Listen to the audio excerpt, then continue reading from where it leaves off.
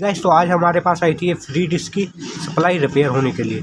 तो गाइस यहाँ पर आप देख सकते हो इसमें जो क्या प्रॉब्लम थी, इसमें वोल्टेज नहीं बढ़ रही थी, यहाँ से वोल्टेज आउटपुट बिल्कुल भी नहीं हो रही थी और ना ही गाइस ट्रांसफार्मर से इसकी वोल्टेज बढ़ रही।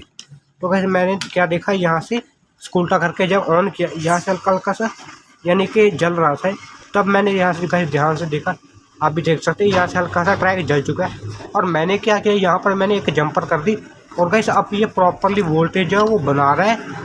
तो गाइस अगर आपके भी इस बोर्ड में ये वाली प्रॉब्लम हो तो गाइस आप यहाँ से जरूर से चेक कर लेना। आई होप आपको वीडियो पसंद आई हो। अगर वीडियो पसंद आई तो गाइस वीडियो को लाइक करके चैनल को सब्सक्राइब जरूर से कर लेना।